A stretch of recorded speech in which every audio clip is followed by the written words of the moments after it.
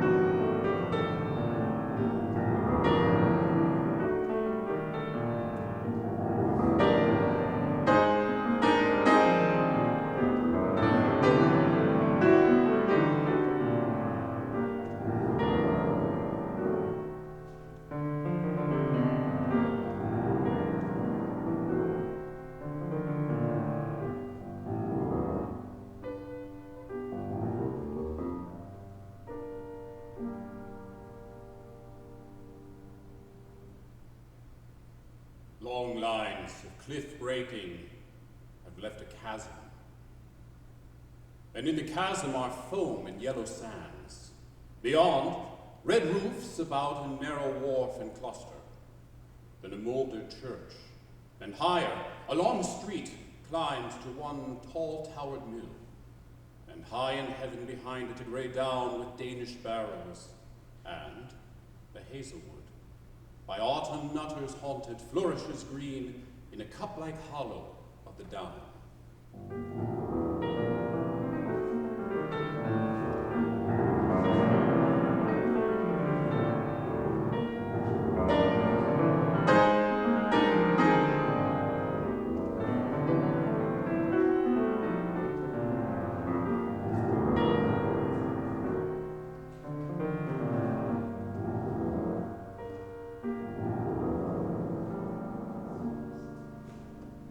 Here on this beach, 100 years ago, 3 children of 3 houses. Annie Lee, the prettiest little damsel in the port.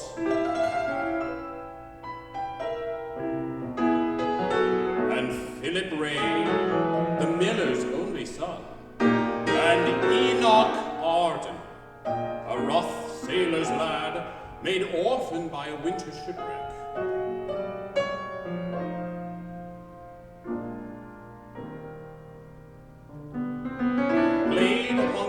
And lumber of the shore. Hard coils of cordage, swarthy fishing nets, anchors of rusty fluke, and boats updrawn, and built their castles of dissolving sand to watch them overflowed, or following up, and flying the white breaker, daily left the little footprint, daily washed away. A narrow cave ran in beneath the cliff.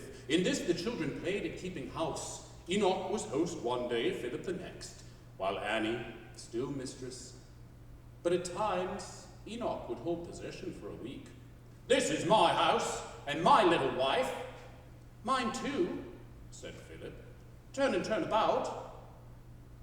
When, if they quarreled, Enoch, stronger made, was master, then would Philip, his blue eyes all flooded with the helpless wrath of tears, shriek out, "I hate you, Enoch!"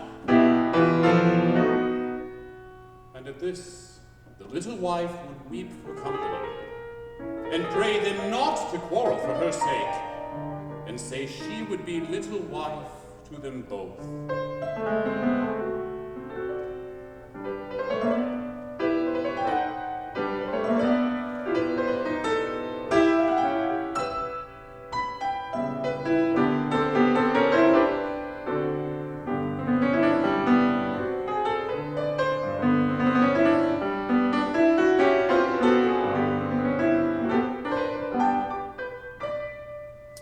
When the dawn of rosy childhood passed, and the new warmth of life's ascending sun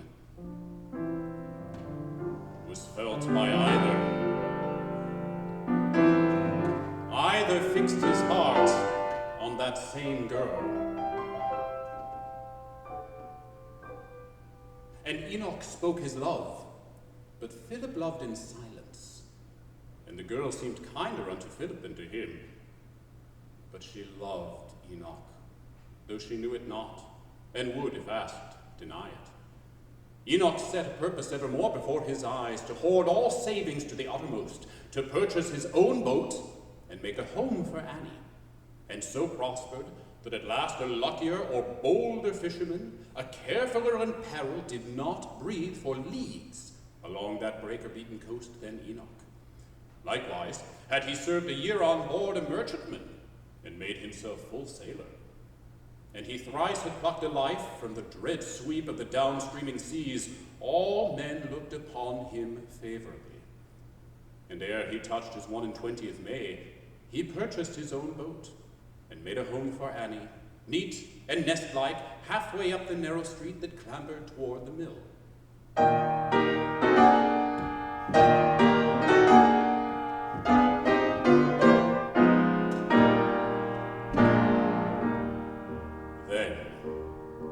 Golden autumn eventide, the younger people making holiday, with bag and sack and basket, great and small, went nutting to the hazels. Philip stayed, his father lying sick and needing him, an hour behind. But as he climbed the hill, just where the prone edge of the wood began to feather toward the hollow, he saw the pair. Enoch and Annie, sitting hand in hand, his large gray eyes and weather-beaten face all kindled by a still and sacred fire that burned as on an altar. Philip looked, and in their eyes and faces read his doom. Then, as their faces drew together, groaned and slipped aside, and like a wounded life crept down into the hollows of the wood. There, while the rest were loud in merrymaking, had his dark hour unseen, and rose and passed, bearing a lifelong hunger in his heart.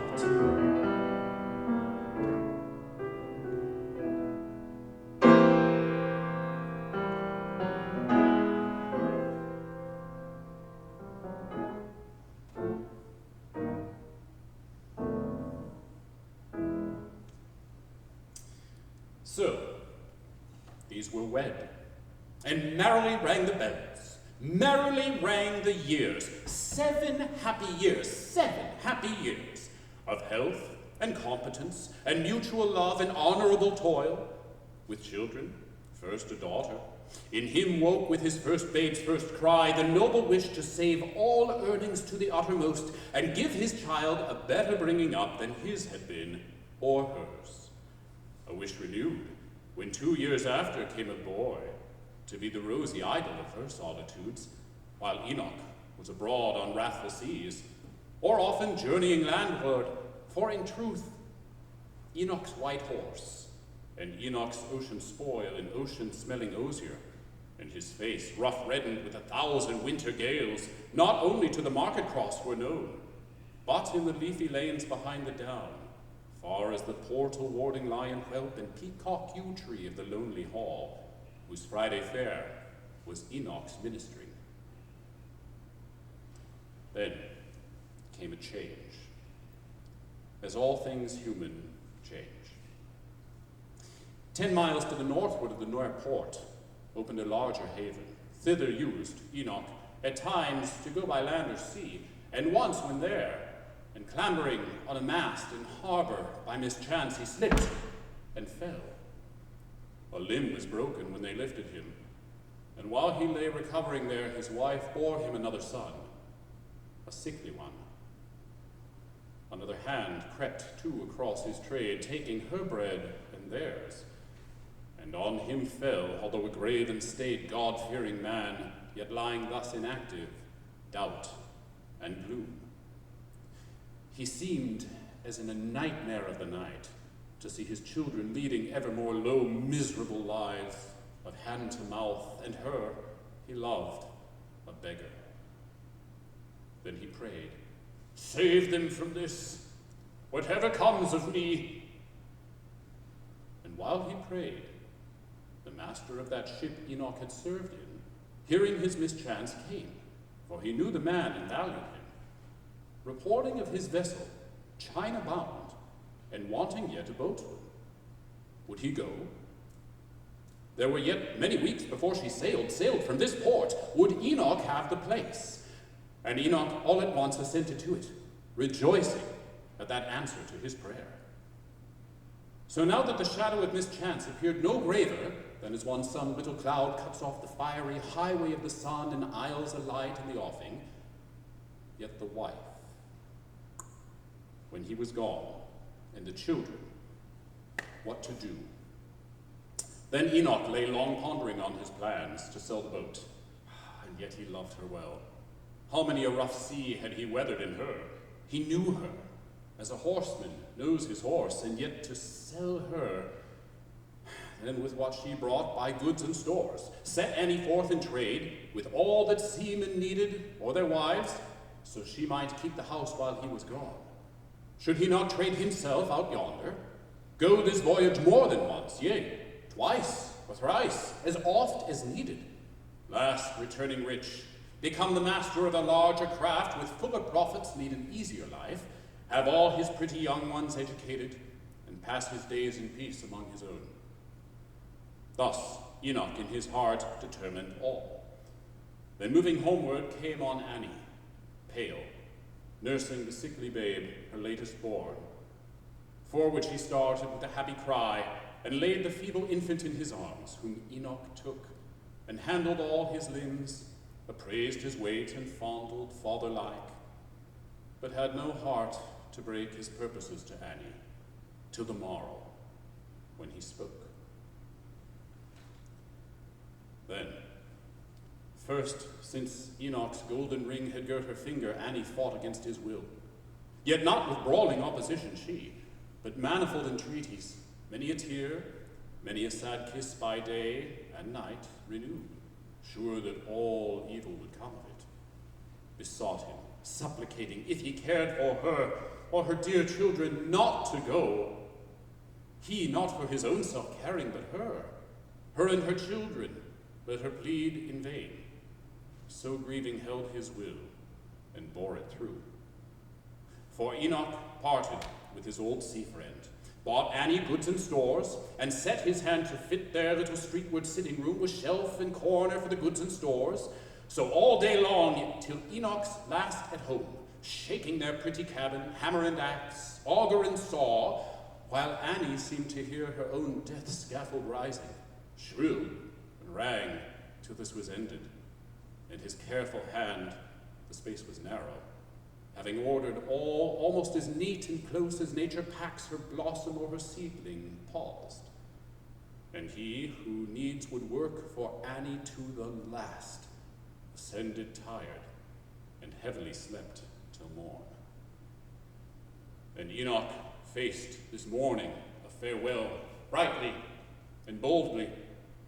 All his Annie's fears, save as his Annie's, were a laughter to him.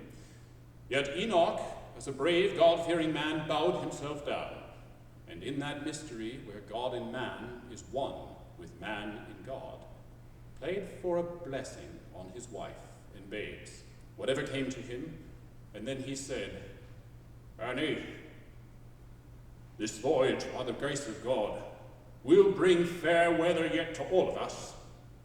Keep a clean hearth and a clear fire for me, for I'll be back, my girl, before you know it. Then lightly rocking baby's cradle, and he, this pretty, puny, weakly little one, nay, for I love him all the better for it. God bless him. He shall sit upon my knees, and I will tell him tales of foreign parts, and I will make him merry when I come home again. Come, Annie, come, cheer up for me before I go. Him running on thus, hopefully she heard, and almost hoped herself. But when he turned, the current of his talk to graver things in sailor fashion, roughly sermonizing on providence and trust in heaven, she heard, and not heard, as the village girl who sets her pitcher underneath the spring, musing on him that used to fill it for her, hears, and not hears, and lets it overflow. At length she spoke. O Enoch, you are wise, and yet for all your wisdom, well I know that I shall look upon your face no more. Well then, said Enoch, I shall look upon yours, Annie. The ship I sail in passes here, he named the day. Get you a seaman's glass, spy out my face, and laugh at all your fears. But when the last of those moments came, Annie, my girl, cheer up, be comforted, look to the babes, until I come again, keep everything shipshape, for I must go, and fear no more for me Or if you fear, cast all your cares on God. That anchor holds. Is he not yonder in those uttermost parts of the morning? If I flee to these, can I go from him? And the sea is his, the sea is his. He made it.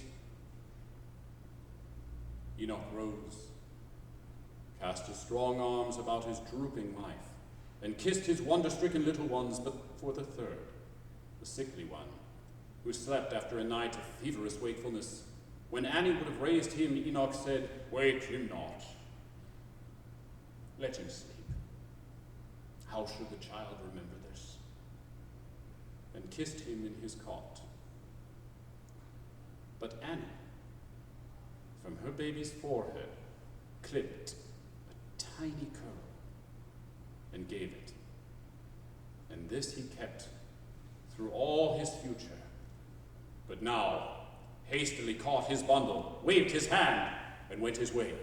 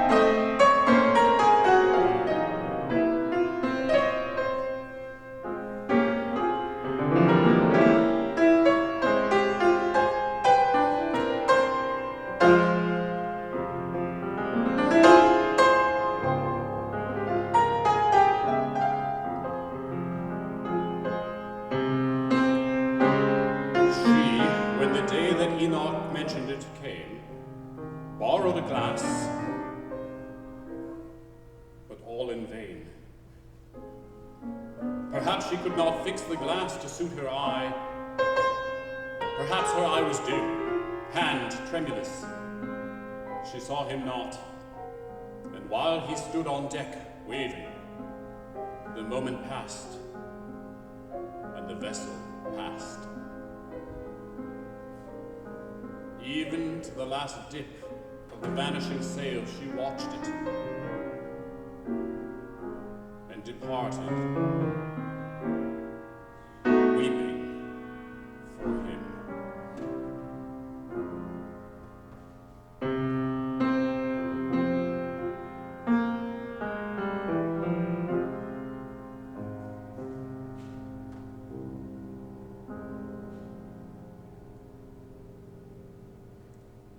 Then, though she mourned his absence as his grave, set her sad will no less to chime with his, but drove not in her trade, not being bred to barter, nor compensating the want by shrewdness, neither capable of lies, nor asking over much and taking less, and still foreboding, what would Enoch say?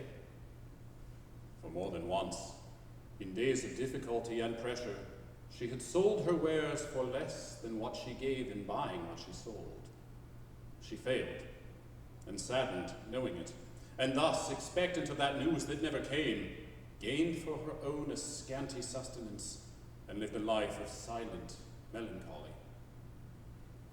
Now the third child was sickly born, and grew yet sicklier, though the mother cared for it with all a mother's care.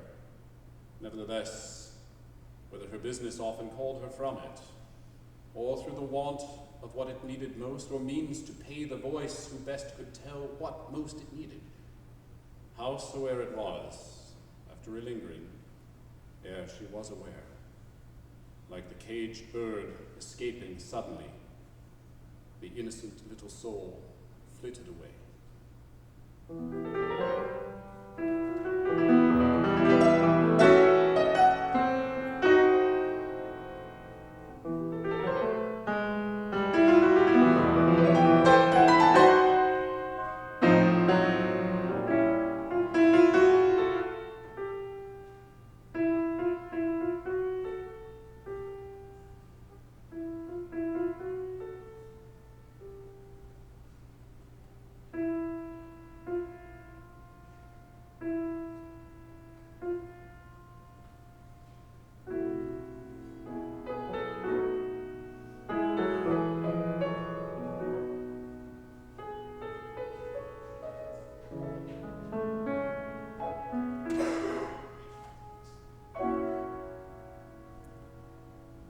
that same week, when Annie buried it, Philip's true heart, which hungered for her peace, since Enoch left he had not looked upon her, smote him. And Philip, having kept aloof so long, said, "Surely, I may see her now, may be of some little comfort." Therefore went, passed through the solitary room in front, paused for a moment at an inner door, then struck it thrice. And, no one opening, entered. But Annie, seated with her grief, fresh from the burial of her little one, cared not to look on any human face, but turned her own toward the wall and wept. Then Philip, standing up, said falteringly, "Annie, I came to ask a favor of you." He spoke, the passion in her moaned reply. "Favor? From one so sad and so forlorn as I am," half abashed him. And unasked, his bashfulness and tenderness it wore, set himself beside her, saying to her, "I came to speak to you of what he wished. Enoch, your husband, I have ever said you chose the best among us, a strong man, for where he fixed his heart, he set his hand to do the thing he willed and bore it through. And wherefore did he go his weary way, and leave you lonely, not to see the world, for pleasure, nay, but for the wherewithal to give his babes a better bringing up than his had been, or yours? That was his wish. And if he come again, vexed will he be to find the precious morning hours were lost, and it would vex him even in his grave, if he could know his babes were running wild like colts about the waste. So Annie, now, have we not known each other all our lives? I do beseech you, by the love you bear him and his children, not to say me nay, for, if you will, when Enoch comes again, why then he shall repay me, if you will, Annie, for I am rich and well-to-do. Now, let me put the boy and girl to school. This is the favor I came to ask."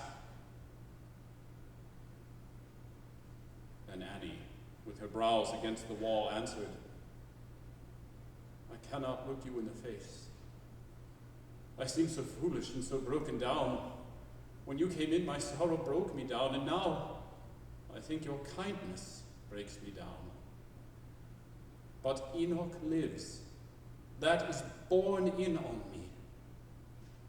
He will repay you.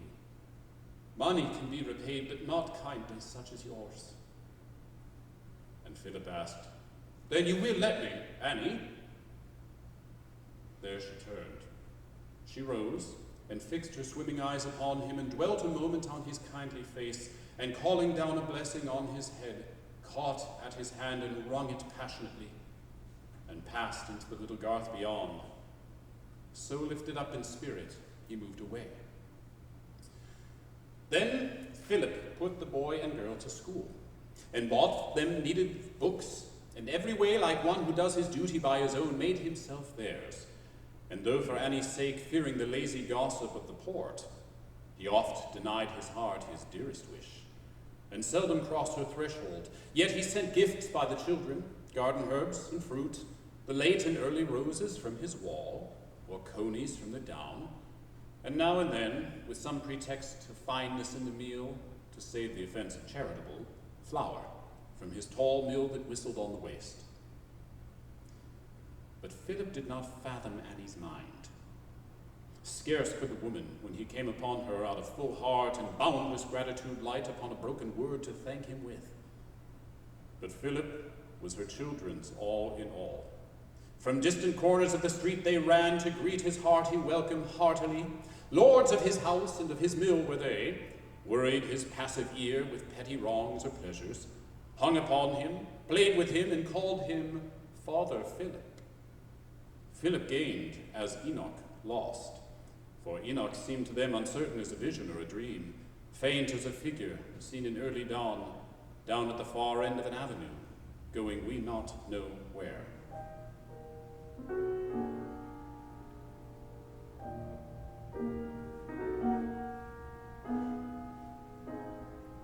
And And so 10 years since Enoch left his hearth and native land, fled forward, and no news of Enoch came.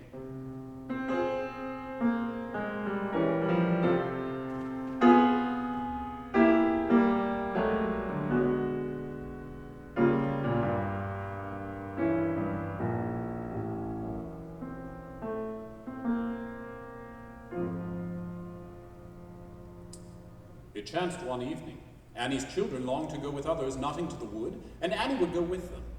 Then they begged for Father Philip, as they called him, too.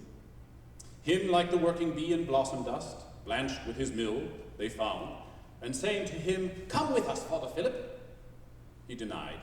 But when the children plucked at him to go, he laughed, and yielding readily to their wish, for was not Annie with them, and they went. But after scaling half the weary down, just to where the prone edge of the wood began to feather toward the hollow, all her force failed her, and sighing, "Let me rest," she said. So Philip rested with her, well content, while all the younger ones with jubilant cries broke from their elders, and tumultuously down through the whitening hazels made a plunge to the bottom and dispersed, and beat or broke the lithe, reluctant boughs to tear away their tawny clusters, crying to each other and calling here and there about the wood. But Philip, sitting at her side, forgot her presence, and remembered one dark hour here in this wood, when like a wounded life he crept into the shadow. At last he said, lifting his honest forehead, "Listen, Annie, how merry they are down yonder in the wood. Tired, Annie?"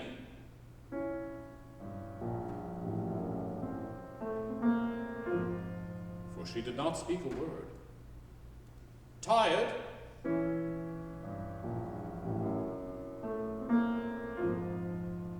But her face had fallen upon her hands.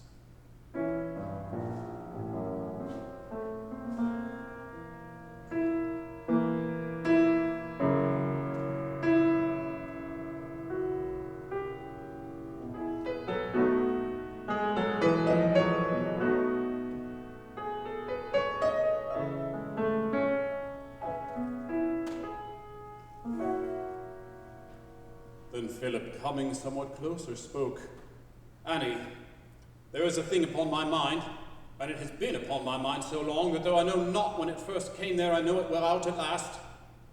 Oh, Annie, it is beyond all hope, against all chance, that he who left you 10 years ago should still be living. Well then, let me speak. I grieve to see you poor and wanting help. I cannot help you as I wish to do unless... They say women are so quick, perhaps you know what I would have you know. I wish you for my wife. I fain would prove a father to your children. I do think they loved me as a father. I am sure that I loved them as if they were mine own. And I believe, if you were fast my wife, that after all these sad, uncertain years, we might still be as happy as God grants to any of his creatures. Think upon it, for I am well-to-do, no kin, no care, no burden, save my care for you and yours. And we have known each other all our lives, and I have loved you longer than you know." Then answered Annie. Tenderly she spoke, "You have been as God's good angel in our house. God bless you for it. God reward you for it, Philip, with something happier than myself. Can one love twice? Can you ever be loved as Enoch was? What is it that you ask?" "I'm content," he answered, "to be loved a little after Enoch." "Oh," she cried, scared as it were. "Dear Philip, wait a while. If Enoch comes, but Enoch will not come, yet wait a year. The year is not so long. Surely I shall be wiser in a year. Oh, wait a little." Philip sadly said, "Annie, as I have waited all my life, I I well may wait a little. Nay, she cried, I am bound. You have my promise in a year. Will you not bide your year as I bide mine? And Philip answered, I will bide my year. Here both were mute, till Philip, glancing up, beheld the dead flame of the fallen day pass from the Danish barrow overhead. Then, fearing night and chill for Annie, rose, and sent his voice beneath him through the wood. Up came the children, laden with their spoil. Then all descended the port, and there at Annie's door he paused and gave his hand, saying gently, Annie, when I spoke to you, that was your hour of weakness. I was wrong. I'm always bound to you, but you are free. Then Annie, weeping, answered, I am bound. She spoke, and in one moment, as it were, while yet she went about her household ways, even as she dwelt upon his latest words, that he had loved her longer than she knew, that autumn into autumn flashed again, and there he stood once more before her face, claiming her promise. Is it a year? She asked. Yes, if the nuts, he said, be ripe again. Come out and see. But she put him off. So much to look to, such a change. A month, give her a month. She knew that she was bound. A month, no more. Then Philip, with his eyes full of that lifelong hunger, and his voice shaking a little as a drunkard's hand, take your own time, Annie. Take your own time. And Annie could have wept for pity of him. And yet she held him on delayingly, with many a scarce believable excuse, trying his truth and his long sufferance, till half another year had slipped away. And this time, the lazy gossips of the port, abhorrent of a calculation crossed, began to chafe as at a personal wrong. Some thought that Philip did but trifle with her. Some thought she but held off to draw him on. And others laughed at her, and Philip too, as simple folks that knew not their own minds. And one, in whom all evil fancies clung like serpent eggs together, laughingly would hint at worse in either. Her own son was silent, though he often looked his wish. But evermore the daughter pressed upon her to wed the man so dear to all of them, and lift the household out of poverty. And Philip's rosy face, contracting, grew careworn and wan, and all these things fell on her sharp as reproach. At last one night it chanced that Annie could not sleep, but earnestly prayed for a sign. Is my Enoch gone? Then compassed round by the blind wall of night, brooked not the expectant terror of her heart, started from bed, and struck herself a light, then desperately seized the holy book, suddenly set it wide to find a sign, suddenly put her finger on the text, under a palm tree. That was nothing to her, no meaning there. She closed the book and slept.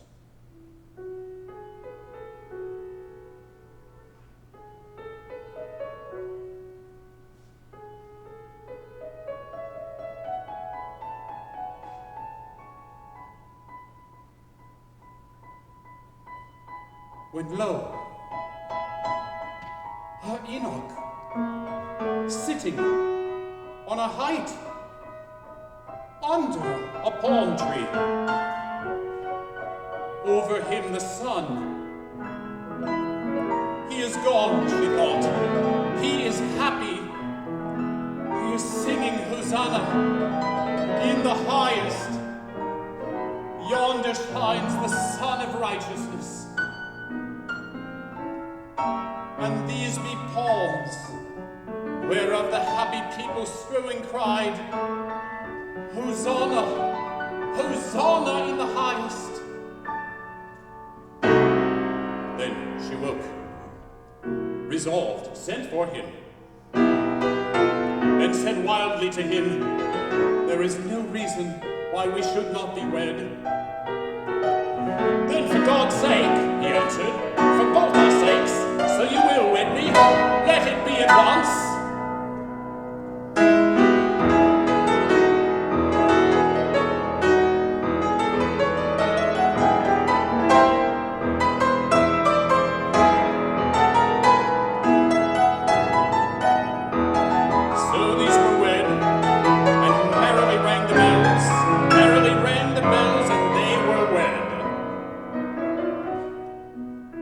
never merrily beat Annie's heart. A footstep seemed to fall beside her path, she knew not whence. A whisper in her ear, she knew not what. Nor loved she to be left alone at home, nor ventured out alone. What ailed her then, that ere she entered, often her hand dwelt lingeringly on the latch, fearing to enter? Philip thought he knew. Such doubts and fears were common to her state, being with child. But when her child was born, then her new child was as herself renewed. Then the new mother came about her heart. Then her good Philip was her all in all, and that mysterious instinct wholly died.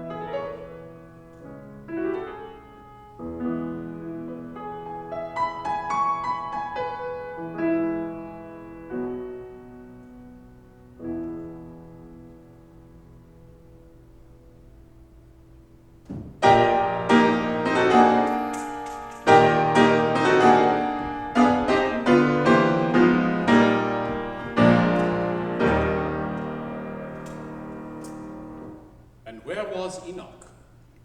Prosperously sailed the good ship, good fortune, though at setting forth the Biscay roughly riding eastward shook and almost overwhelmed her. Yet unvexed she slipped across the summer of the world. Then after a long tumble about the Cape and frequent interchange of foul and fair, she, passing through the summer world again, the breath of heaven came continually and sent her sweetly by the golden isles till silent in her oriental haven. There Enoch traded for himself, and bought quaint monsters for the market of those times, a gilded dragon also for the babes. Less lucky was her home voyage. At first, indeed, for many a fair sea circle day by day, scarce rocking, her full busted figurehead stared o'er the ripple feathering from her bows, then found calms, and then winds, variable, then baffling, a long course of them, and last storms such as drove her under moonless heavens, till hard upon the cry of "Breakers!" came the crash of ruin, and the loss of all but Enoch and 2 others. Half the night, buoyed upon floating tackle and broken spars, they drifted, stranding on an isle at morn, rich, but loneliest in a lonely sea. No want was there of human sustenance. Soft fruitage, mighty nuts, and nourishing roots, nor, save for pity, was it hard to take the helpless life so wild that it was tame. There in seaward gazing mountain gorge they built and thatched with leaves of palm a hut, half native cavern. So the 3, set in this Eden of all plenteousness, dwelt with eternal summer, ill content. For one, the youngest, hardly more than a boy, hurt in that night of sudden ruin and wreck, lay lingering out of 3 years' death in life. They could not leave him.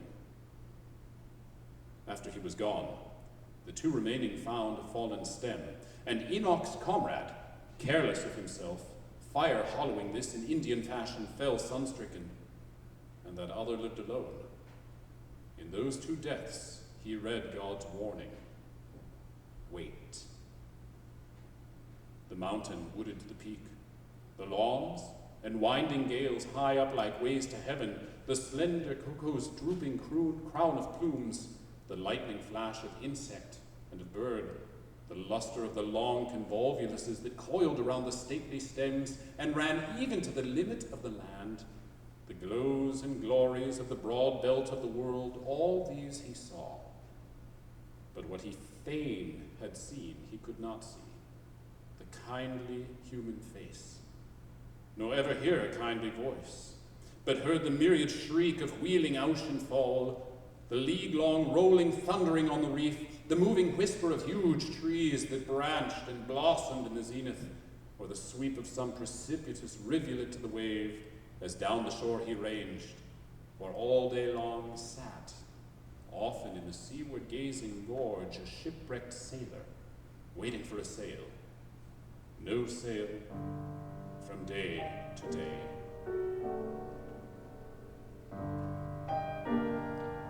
But every day, the sunrise broken into scarlet shafts among the palm trees and ferns and precipices, the blaze upon the waters to the east, the blaze upon his island overhead, the blaze upon the waters to the west, then the great stars that globe themselves in heavens, the hollower bellowing ocean, and again the scarlet shafts of sunrise,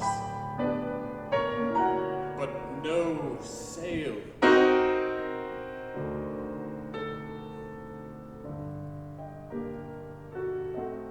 There, often, as he watched, or seemed to watch, so still, the golden lizard on him paused.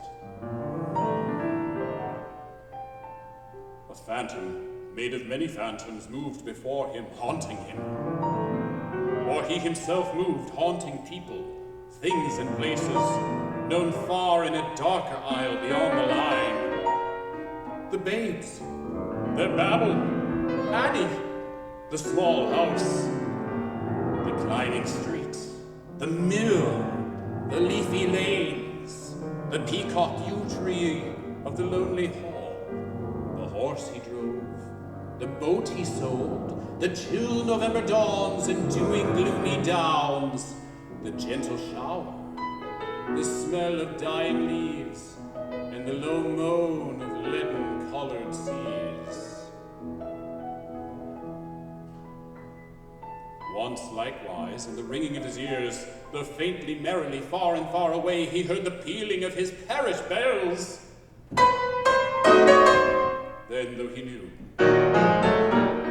not wherefore, started up, shuddering, and when the beauteous, hateful isle returned upon him, had not his poor heart spoken with that, which being everywhere lets none who speaks with him seem all alone, surely the man had died of solitude.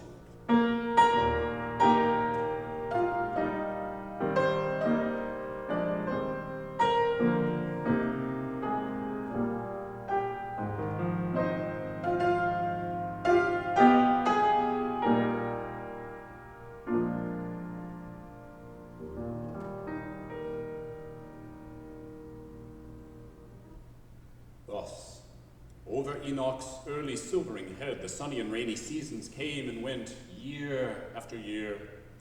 His hopes to see his own and pace the sacred old familiar fields not yet had perished, when his lonely doom suddenly came to an end. Another ship. She wanted water, blown by baffling winds like the good fortune from her destined course, stayed by this isle, not knowing where she lay. For since the mate had seen at early dawn across a break, on the mist-wreathen isle, the silent waters slipping from the hills, they sent a crew that landing burst away in search of stream or fount, and filled the shores with clamor. Downward from his mountain gorge stepped the long-haired, long-bearded, solitary, brown, looking hardly human, strangely clad, muttering and mumbling, idiot-like it seemed, with inarticulate rage, and making signs they knew not what. And yet he led the way to where the rivulets of sweet water ran. And ever as he mingled with the crew and heard them talking, his long bound-end tongue was loosed, till he made them understand. Whom, when their casks were filled, they took aboard. And there the tale he uttered brokenly, scarce credited at first, but more and more amazed, and melted all who listened to it. And clothes they gave him, and free passage home, but oft he worked amongst the rest, and shook his isolation from him, None of these came from his country, or could answer him, if questioned, aught of what he cared to know. And dull the voyage was, with long delays, the vessel scarcely seaworthy, but evermore his fancy fled before the lazy wind returning, till, beneath a clouded moon, he, like a lover down through all his blood, drew in the dewy, meadowy morning breath of England, blown across the ghostly wall. And that same morning, officers and men levied a kindly tax upon themselves, pitying the lonely man, and gave him it. Then moving up the coast, they landed him, even in that harbor whence he sailed before. There, Enoch spoke no word to anyone, but homeward. Home? What home? Had he a home? His home. He walked. Bright was that afternoon, sunny but chill, till drawn through either chasm, where either haven opened, on the deeps rolled the sea haze, and whelmed the world in grey, cut off the length of highway on before, and left but narrow breadth to left and right, of withered holt or tilth or pasturage. On the nigh naked tree the robin piped disconsolate, and through the dripping haze the dead weight, the dead leaf bore it down. Thicker the drizzle grew, deeper the gloom. Last, as it seemed, a great mist-blotted light flared on him, and he came upon the place. Then down the long street, having slowly stolen, his heart foreshadowing all calamity, his eyes upon the stones, he reached the home where Annie lived, and loved him, and his babes in those far-off 7 happy years were born. But finding neither light nor murmur there, a bill of sail gleamed through the drizzle, crept still downward, thinking, dead, or dead to me. Down to the pool and narrow wharf he went, seeking a tavern, which of old he knew, a front of timber-crossed antiquity, so propped, worm-eaten, ruinously old, he thought it must have gone. But he was gone who kept it, and his widow, Miriam Lane, with daily dwindling profits, held the house, a haunt of brawling seamen once, but now stiller, yet with a bed for wandering men. There Enoch rested, silently, many days. But Miriam Lane was good and garrulous, nor let him be, but often breaking in told him, with other annals of the port, not knowing Enoch was so brown, so bowed, so broken, all the story of his house, his baby's death, her growing poverty, how Philip put her little ones to school and kept them in it, his long wooing her, her slow consent and marriage, and the birth of Philip's child, and o'er his countenance no shadow passed, nor motion. Anyone regarding well had deemed he felt the tale less than the teller. Only when she closed, Enoch, poor man, was cast away and lost, he, shaking his grey head pathetically, repeated, muttering, cast away and lost, lost, again in deep, inward whispers, lost. But Enoch yearned to see her face again. If I might look on her sweet face again, and know that she is happy. So the thought haunted and harassed him, and drove him forth. At evening, when the dull November day was growing duller, twilight the hill, there he sat down, gazing on all below. There did 1,000 memories roll upon him, unspeakable for sadness. By and by, the ruddy square of comfortable light, far blazing from the rear of Philip's house, allured him, as the beacon blaze allures the bird of passage till he madly strikes against it and beats out his weary life. For Philip's dwelling fronted on the street, the latest house to landward, but behind, with one small gate that opened on the waste, flourished a little garden, square and walled, and in it throve an ancient evergreen, a yew tree, and all around it ran a walk of shingle, and a walk divided it, but Enoch shunned the middle walk, and stole up by the wall behind the yew, and thence that which Ye better might have it been shunned, if griefs like his have worse or better. Enoch saw. For cups and silver on the burnished board sparkled and shone, so genial was the hearth. And on the right hand of the hearth he saw Philip, the slighted suitor of old times, stout, rosy, with his babe across his knees. And o'er her second father stooped a girl, a later but loftier Annie Lee, fair-haired and tall. And from her lifted hand dangled a length of ribbon and a ring to tempt the babe who reared his creasy arms, caught at it, and never missed it, and they laughed. And on the left hand of the hearth he saw the mother, glancing often toward her babe, but turning now and then to speak with him, her son, who stood beside her tall and strong, and saying that which pleased him, for he smiled. Now, when the dead man came to life, beheld his wife no more, and the babe hers, yet not his upon the father's knee, and all the warmth, the peace, the happiness, and his own children tall and beautiful, and him, that other, reigning in his place, lord of his rights, and of his children's love. Then he, though Miriam Lane had told him all, because things seen are mightier than things heard, staggered and shook, holding the branch, and feared to send abroad a shrill and terrible cry, which in one moment, like the blast of doom, would shatter all the happiness of the earth. He therefore, turning softly like a thief, lest the harsh shingle should grate underfoot, and feeling all along the garden wall, lest he should swoon and tumble and be found, crept to the gate, and opened it, and closed as lightly as a sick man's chamber door behind him, and came out upon the waste. And there he would have knelt, but that his knees were feeble, so that prone he fell, dug his fingers into the wet earth, and prayed. Too hard to bear. Why did they take me thence? O God Almighty, blessed Savior, thou that didst uphold me on my lonely isle, uphold me, Father, in my loneliness a little longer. Aid me, give me strength not to tell her, never to let her know.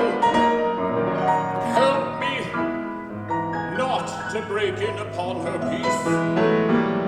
My children, too, must I not speak to these? They know me not. I should betray myself. Never. Not father's kiss for me, the girl so much like her mother, and the boy, my son.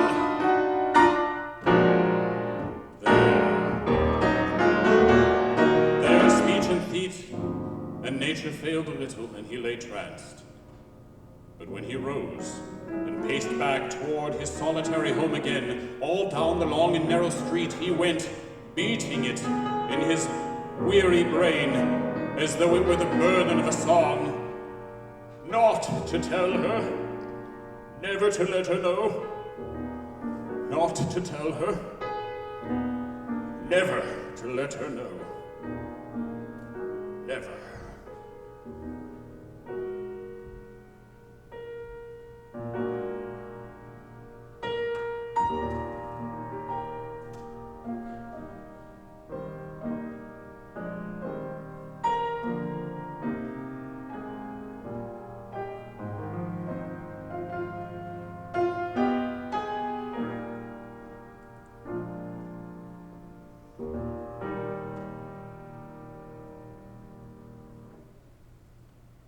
He was not all unhappy.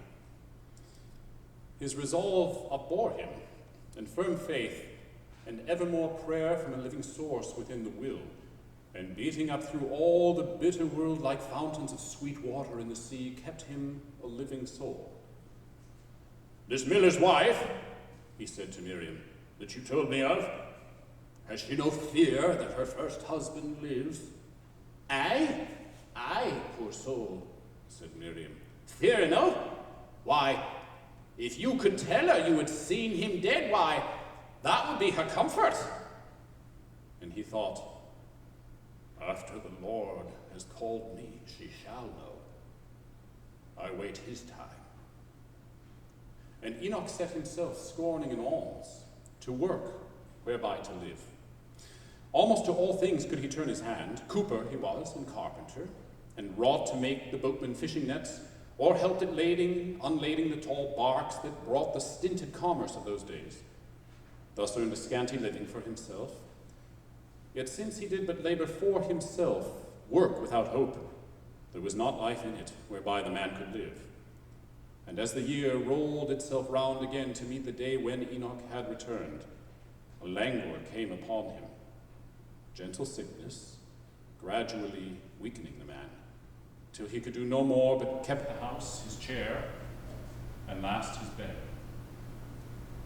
And Enoch bore his weakness cheerfully, for sure no gladlier does the standard wreck see through the grey skirts of a lifting squall, the boat that bears the hope of life approach, to save the life despaired of, than he saw death dawning upon him, and the close of all. For through that dawning gleamed a kindlier hope on Enoch, thinking, after I'm gone, then may she learn I loved her to the last. He called aloud from Miriam Lane, and said, Woman, I have a secret. Only swear, before I tell you. Swear upon the book not to reveal it till you see me dead. Dead? Clamoured the good woman. Hear him talk.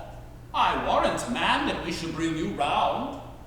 Swear, added Enoch sternly, on the book. And on the book, half frightened, Miriam swore. Then Enoch, rolling his grey eyes upon her, did you know Enoch Arden of this town? Know him, she said. I knew him far away. Aye. I mind him coming down the street, held his head high, and cared for no man he. Slowly and sadly, Enoch answered her. His head is low, and no man cares for him. I think I have not 3 days more to live. I am the man. At which the woman gave a half incredulous, half hysterical cry. You, Arden! You, nay! Sure, he was a foot higher than you be. Enoch said again, my God has bowed me down to what I am. My grief and solitude have broken me. Nevertheless, know that I am he who married, but that name has twice been changed. I married her who married Philip Ray. Sit, listen.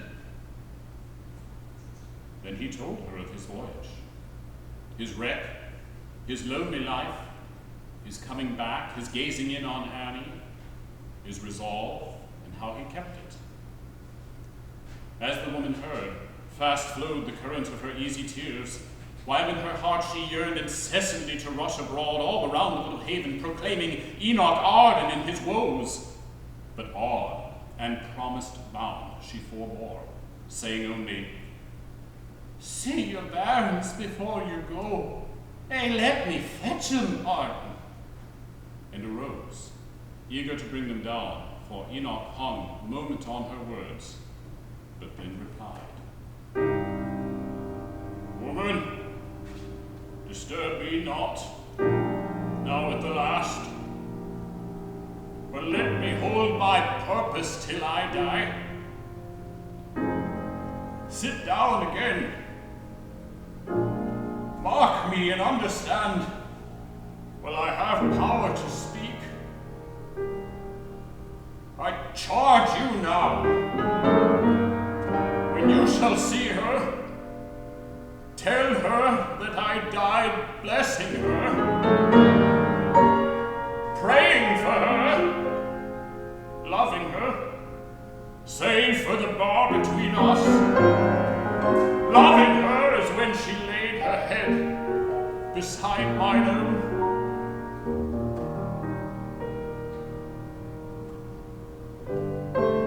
And tell my daughter Annie, whom I saw so like her mother, that my latest breath was spent in blessing her and praying for her.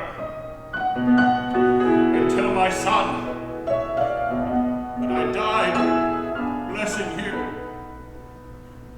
And say to Philip that I blessed him too. Never meant us anything but good. But if my children care to see me dead, who hardly knew me living, let them come. I am their father. But she must not come. For my dead face would vex her after life.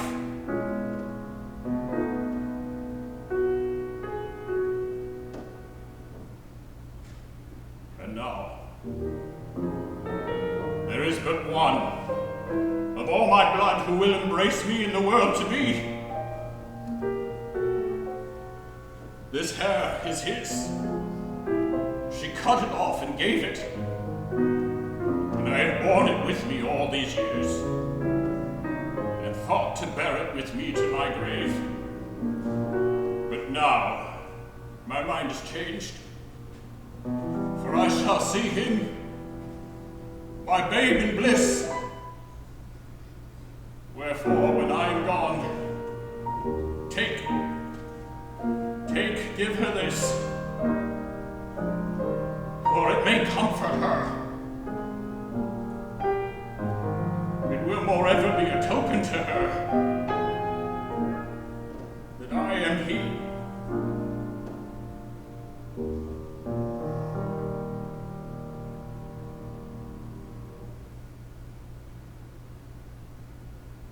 He ceased, and Miriam Lane made such a voluble answer, promising all, that once again he rolled his eyes upon her, repeating all he wished, and once again she promised. Then, the third night after this, while Enoch slumbered motionless and pale, and Miriam watched and dozed at intervals, there came so loud a calling of the sea that all the houses in the haven rang. He woke. He rose. He spread his arms abroad, crying with a loud voice, "A sail! A sail! I am saved!" And so fell back and spoke no more.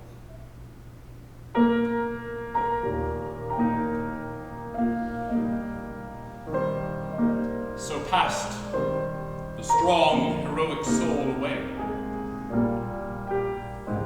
And when they buried him, the little port had seldom seen a costlier funeral.